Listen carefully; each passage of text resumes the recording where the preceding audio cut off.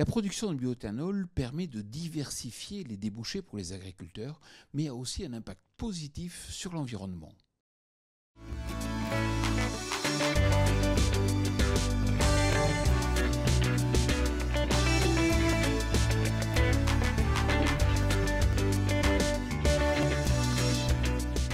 Aujourd'hui, je vous amène à la rencontre de Vincent Guillot, directeur environnement de la CGB, la Confédération Générale des Planteurs de Betteraves.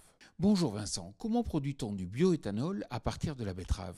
Alors l'éthanol à la base de betterave, donc on a la betterave qui rentre dans le processus classique dans la sucrerie, donc dans l'usine, et c'est ensuite à partir du jus vert, donc une fois que la betterave a été découpée, ce jus vert il va être orienté soit sur la partie sucrerie, soit sur la partie éthanol. Et donc ce jus vert, on va ensuite le distiller pour en extraire l'alcool, et donc c'est cet alcool-là qui va ensuite permettre la production du biocarburant 85.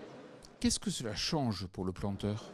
Alors pour le planteur, donc on n'a aucune différence puisque les betteraves qu'il va produire sur les mêmes variétés, évidemment, il va pouvoir continuer d'avoir le choix de ces variétés.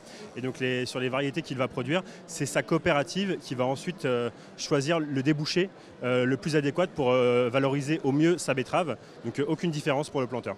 Quel est l'impact du bioéthanol sur l'environnement ?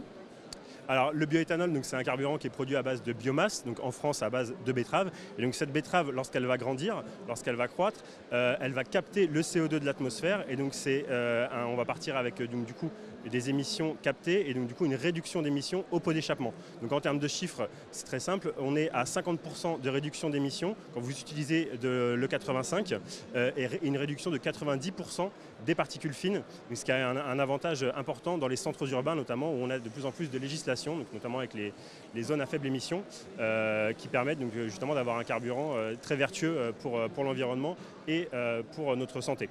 Merci Vincent. Quant à moi, je vous retrouve la semaine prochaine sur TV Agri pour un nouveau regard porté sur l'agroécologie. Bonne semaine à toutes et à tous.